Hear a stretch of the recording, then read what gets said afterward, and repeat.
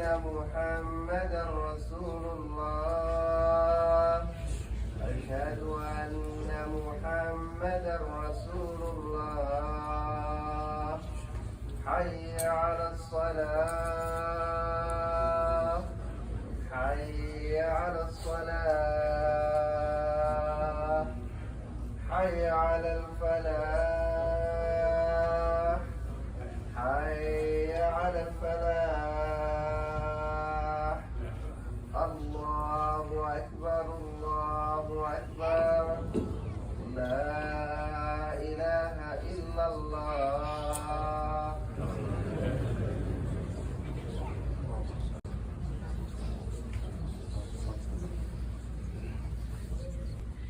إن الحمد لله نحمده ونستعينه ونستغفره ونعوذ بالله من شرور أنفسنا وسيئات أعمالنا من يهده الله فلا مضل له ومن يضلل فلا هادي له وأشهد أن لا إله إلا الله وحده لا شريك له وأشهد أن محمدا عبده ورسوله صفيه من خلقه وحبيبه بلغ الرسالة وأدى الأمانة ونصح الأمة وكشف الله به الغمة وجاهد في الله حق جهاده حتى أتاه اليقين فصلى الله عليه وعلى آله وأصحابه الأطهار وعلى سائر من اقتفى أثره واتبع هديه بإحسان إلى يوم الدين ثم أما بعد. I am a witness to the undeniable truth that there is no deity beside Allah, one and only, without any partners or associate whatsoever. And I am a witness to the undeniable truth that Muhammad sallallahu alayhi wasallam is his servant and his final messenger. There is no doubt that the best of speech is the book of Allah, and that the best guidance to follow is the guidance of Muhammad sallallahu alayhi wasallam. And the worst of all affairs are innovation in religion. Every innovation is a heresy. Every heresy leads to misguidance, and every misguidance leads to the fire. Rasulullah sallallahu alayhi wa sallam said, إِنَّمَا الْأَعْمَالُ بِالْخَوَاتِيمِ. All deeds are all determined by the conclusion. Rasulullah sallallahu alayhi wa sallam let us know in this hadith, among many others, that it is not about what we are doing today. It is more about what we will do last. Rasulullah sallallahu alayhi wa sallam let us know also in another hadith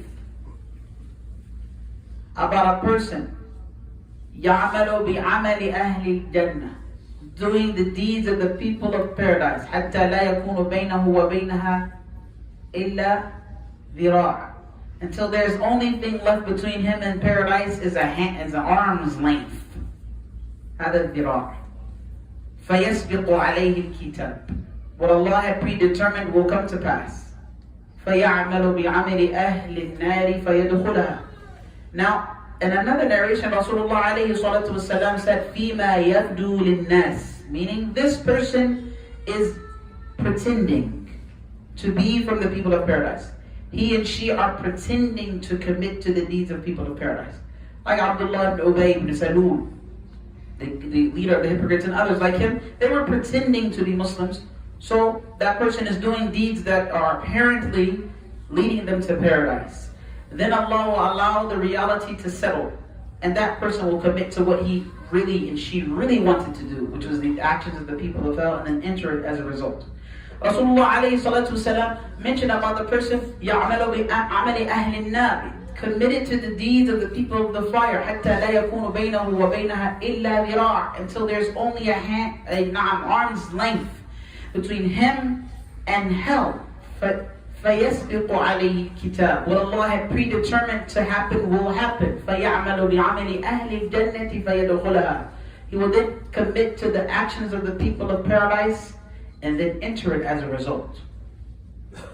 So we must be concerned about what we are doing last.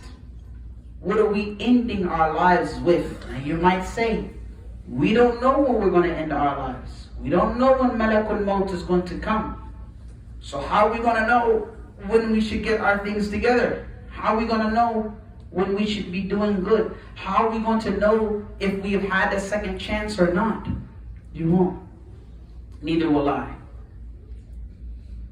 But let us consider. Allah Azza wa Jal gives everybody chances after chances after chances. And you and I must make sure that if our second chance hasn't happened yet, that we commit to our second chance and we try our best to do what's right so that we can enter paradise. Don't think, oh, I've been doing a great job. Yeah, who told you you've been doing a great job? Who told me I've been doing a great job? How you know you've been doing a great job? You don't know. There's no way to know. We should be fearing that we've done a terrible job so far. I'm not exaggerating. You and I should assume that thus far we've done a terrible job. And now we have to get it right. وهذا قصة موسى بن عمران. You see Musa, you know he's mentioned in 28 ajza of the Quran al-Azim. Out of 30 he's mentioned, his story is mentioned in 28 ajza. That's how important Musa ibn Imran is to the fabric of Muhammad sallallahu alayhi wa sallam. The ingredient of Musa in the Nubuwwah of Muhammad sallallahu alayhi wa sallam is extremely important. The ingredient of Musa in the Quran is extremely important. That's why he's mentioned so many times. Allah Azza wa Jal told us in here in Surah Al-Qasas that Musa was afraid of what he had done. قال رب إني قتلت منهم نفسا فأخاف أن يقتلون. He said, my Lord, I killed a man of theirs, and I'm afraid as a result they retaliate and kill me. وأخي هارون هو أفصح مني لسانا. And my brother Harun, he can speak more eloquently than I can. أرسله معي يريد أن يصدقني. Please send him to accompany me, that he can verify, right? That he can give me the credibility that I need, right? إني أخاف أن يكذبون. He said, I'm afraid that they're going to deny me outright. This is Musa ibn Imran mentioning his offense. He didn't think that the people would accept him or receive him because of his crime that he committed of killing one of them. But here Allah Azza wa Jal is giving Musa a second chance. Allah Azza wa Jal is giving Musa a second chance, knowing very well that after he killed this man, he said concerning رَبِّ بِمَا أَنْعَمْتَ عَلَيَّ فَلَنْ أَكُونَ ظَهِيرًا لِلْمُجْرِمِينَ. He said, oh Allah, because you blessed me, I will never support criminals. Allah took this dua of his and had him wait all of that time in Midian, raise a family and everything, and Allah answered that by making him a prophet. Could you imagine? Allah gave Musa ibn Imran his second chance. Allah gave Musa ibn Imran nubuwwah after being a criminal, right? After being a fugitive now. He's not just a criminal, he's a fugitive, he's running away. He's living away so that he's not held accountable for his evil deed of killing that man. Of course by accident, but he killed the man. Killed the man even though by accident, manslaughter. Allah Azza wa Jalla said, قَالَ سَنَشُدُّ عَضُدَكَ بِأَخِيكَ. I will strengthen your bicep with your brother. Meaning, not only am I going to send him with you, I'm going to strengthen you with your brother. وَنَجْعَلُ لَكُمَا سُلْطَانًا فَلَا يَصِلُونَ إِلَيْكُمَا. And I will make you all undisputed, so that they will not be able to touch you. Undisputed, unrivaled, right? Untouchable, right? So that they can't touch you, they can't harm you. بِآيَاتِنَا أَنْتُمَا وَمَنِ اتَّبَعَكُمَ الْغَالِبُونَ. Now this is the part that's difficult to understand. for you and I. Allah said, I swear by my miracles, you too and whoever follows you are going to be victorious. That's the difficult part. Musa ibn Imran is given his second chance. But you're going to eventually be victorious. You may not see the victory in your lifetime. You may not see the fruits of your work. You may not see it. Musa ibn Imran didn't even step a foot in Palestine. He didn't even cross over. Right? He died outside of the promised land. Understand, he didn't reach it. His people were too stubborn to go in. After he finally brought them, finally got at the gates, they refused to go in. Understand that. But Allah said, those, you two and those who follow you will be victorious. Understand that with that difficulty and with that struggle and with that second chance, you have to keep pushing. You are victorious and I'm victorious only if we follow through. But it doesn't mean we see the victory. But because we're on the Sirat al-Mustaqeen, right? Because we are following the path, Ihdina Sirat al-Mustaqeen, we're following the path, then the victory is inevitable. It's going to happen. May Allah make it easy for us.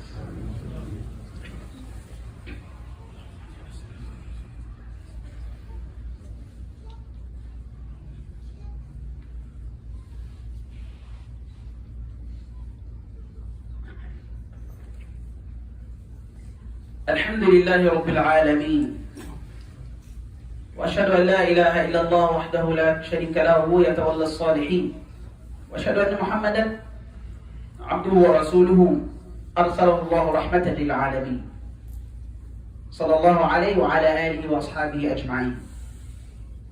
Brothers and sisters, إنما الأعمال بالخواتيم. All of our actions will be either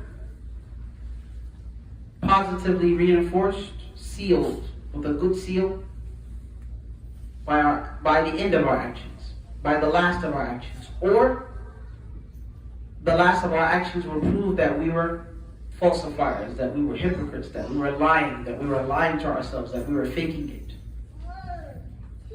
The least we can do, if we do nothing else, we say, Allahumma ya muqallib al-qulubi thabbit qalbi ala dinik.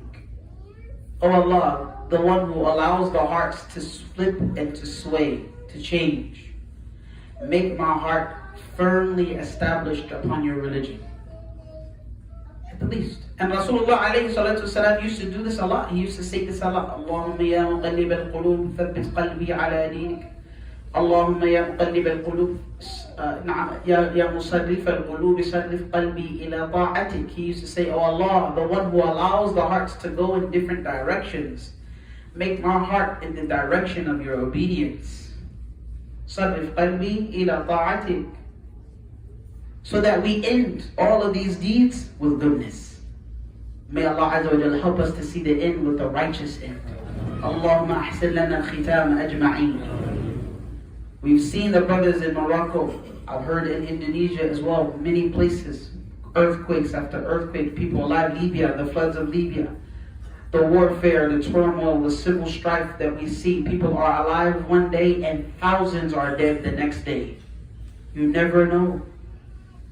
اللهم احسن ختامنا أجمعين وارحم موتانا وموتى المسلمين واغفر لنا ولإخواننا الذين سبقونا بالإيمان ولا تجعل في قلوبنا غلا للذين آمنوا ربنا إنك رؤوف رحيم اللهم اشف مرضانا مرضى المسلمين اللهم واجعلنا على الصراط المستقيم اللهم وارفعنا بكلمة لا إله إلا الله محمد رسول الله واجعلنا على الصراط المستقيم دائمين يا رب العالمين. صلى الله وسلم وبارك على نبينا محمد وعلى آله وأصحابه أجمعين. أقم الصلاة.